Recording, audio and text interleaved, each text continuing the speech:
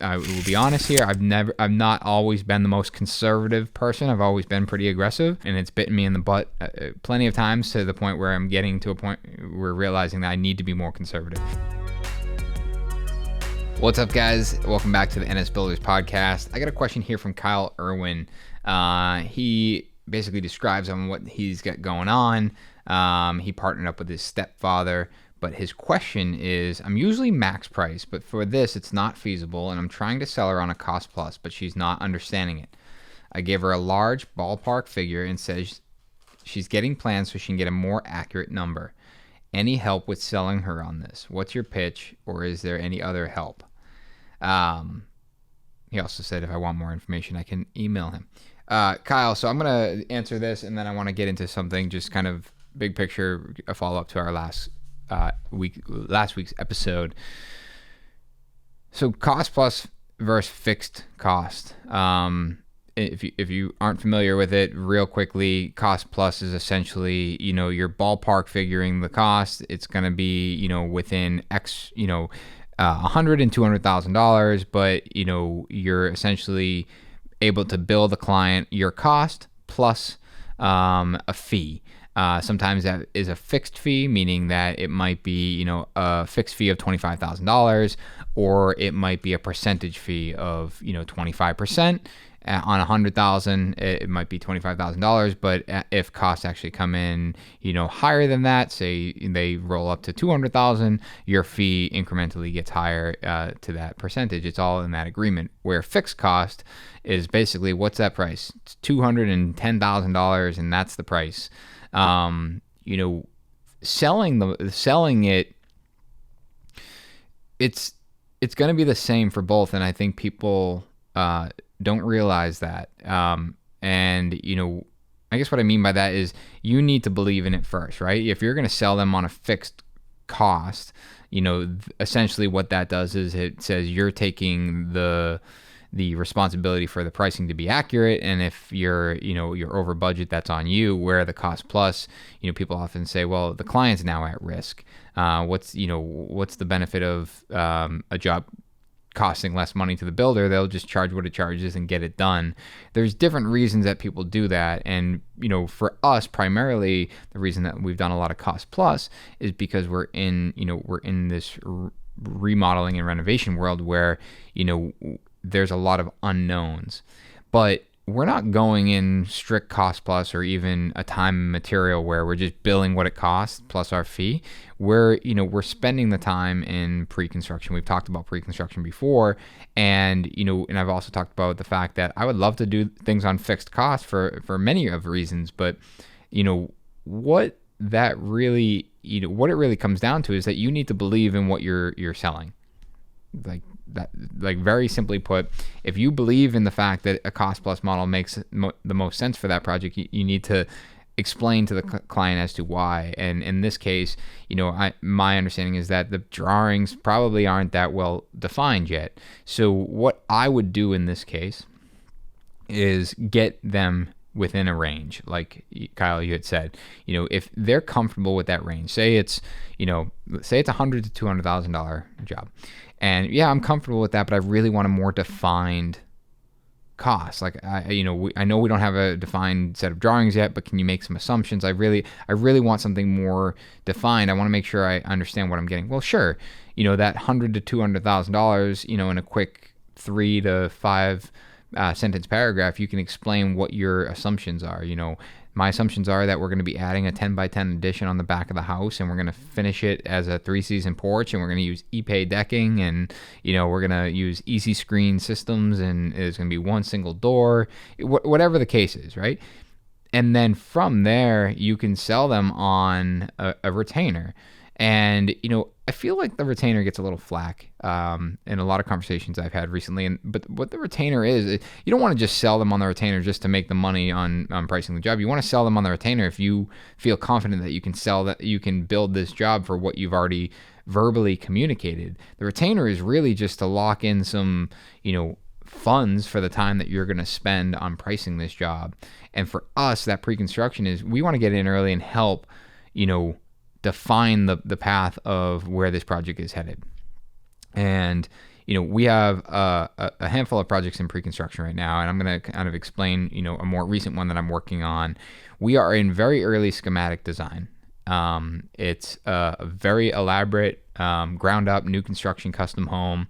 And, we were brought in, we have a pre-construction, retainer in place. Our pre-construction contract, and maybe I'll go as far to share that contract. If you guys are interested in that, drop a comment below, because I might be willing to share that, even though I paid a lawyer to draft it. But it would help a lot of you guys, because what it does is it clearly defines what our role is in this part of the process. Our role is to help understand feasibility, understand how long something's going to take to build, the studies on materials, and then of course cost. And we have some targets built in within that. But for this project that we're working on right now, we're in schematic design, so we need to really look at this from a high level. We're and this is so fresh in my mind because I'm working on it. I'm working on 2 of them right now, where I'm looking at something that has very little information. I get what the goal is. I get what the home is going to look like. I understand the size of it. I understand almost most of the finishes, to be honest. But what I don't understand is how it's going to be built beyond my basic knowledge, saying, yeah, I can probably frame that with LVL, but how do I frame, how do I deal with this? Or how do I deal, is that steel? Is that concrete? How do you support this? So I have to make some assumptions, and, I don't want to be wasting my trade's time.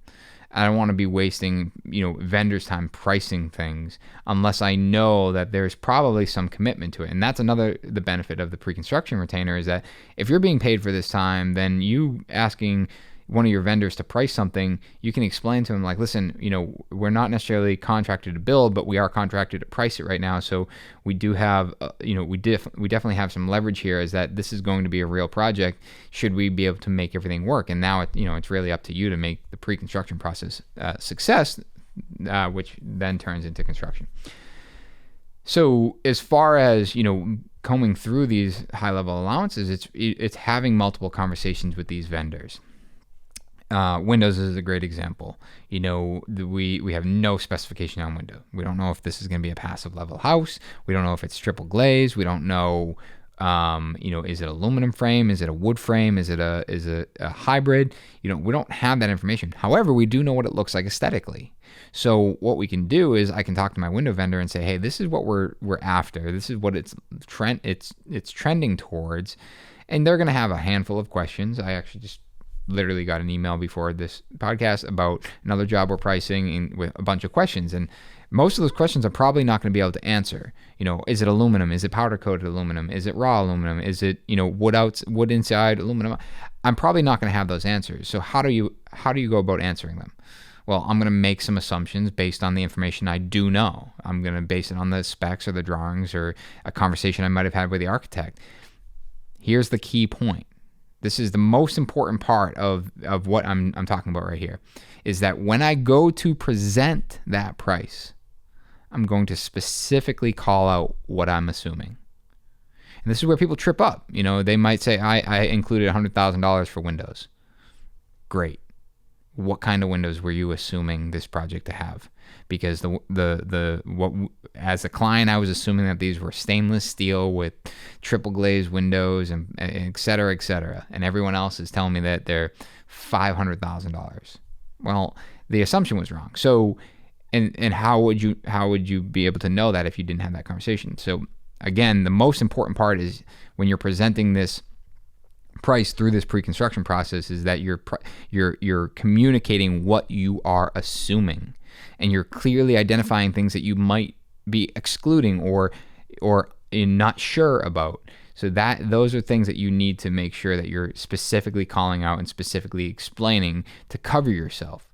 Now, you do this with all of the vendors. It's very, very similar to when maybe you're pricing out plumbing and there's no plumbing fixture allowance, but that there's 20 fixtures, and I'm just going to carry 20 grand. That gives me $1,000 a fixture. That should give me a fair amount.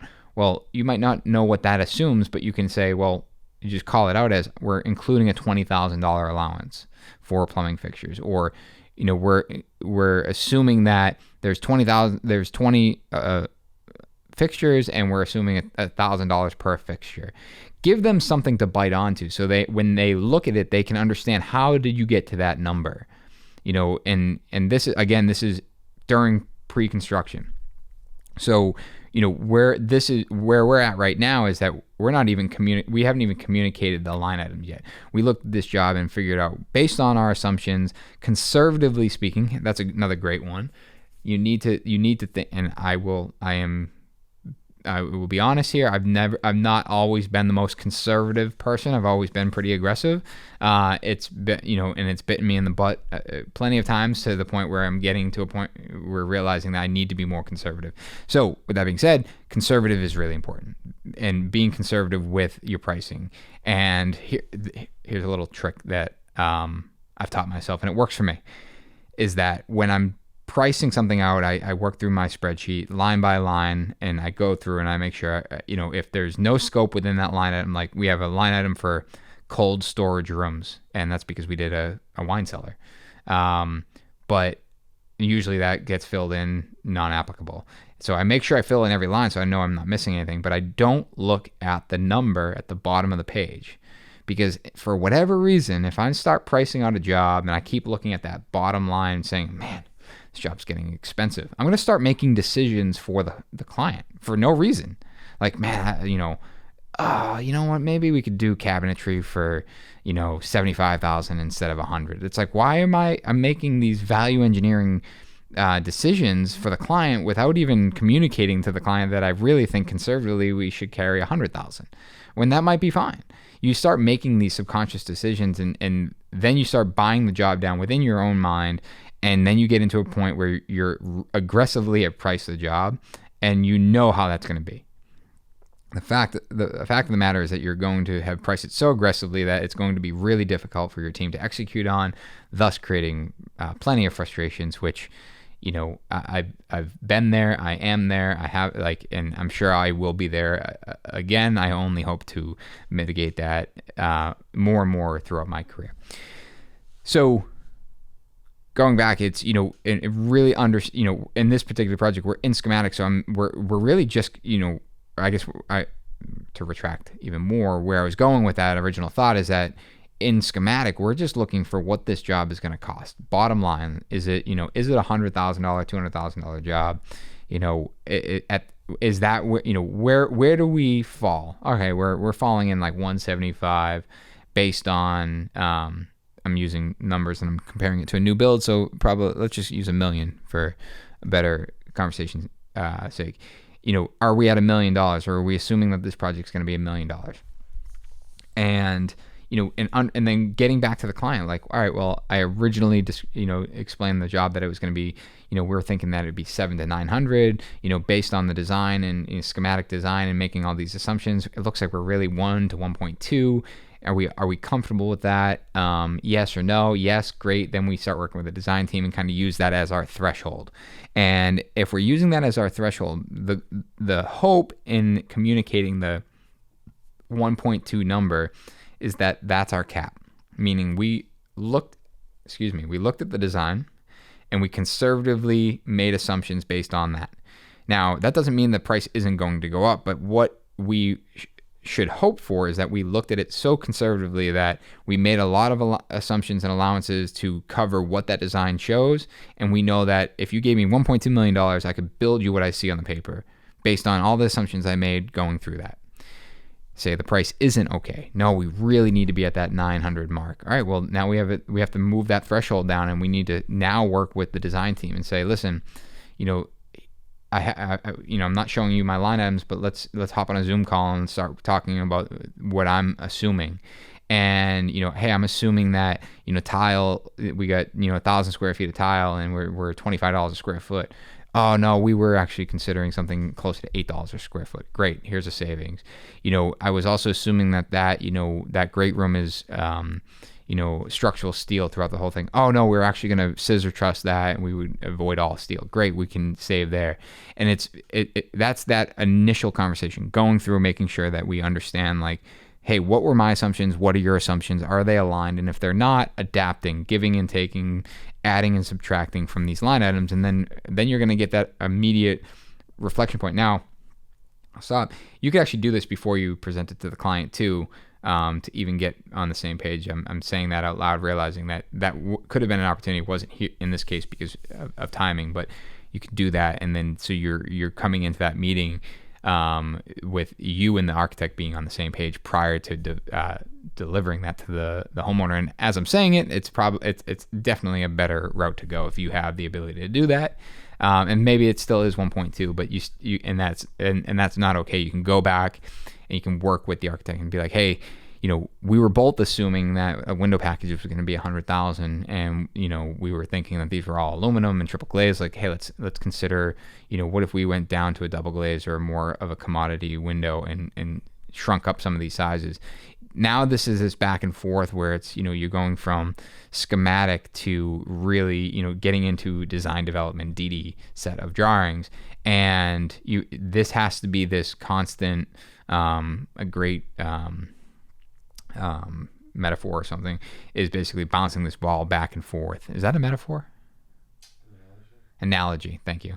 A great analogy is bouncing the ball back and forth as design continues to unfold. You throw the ball to me and I'm collecting. I'm like, all right, let me reprice some of this stuff. Look at this.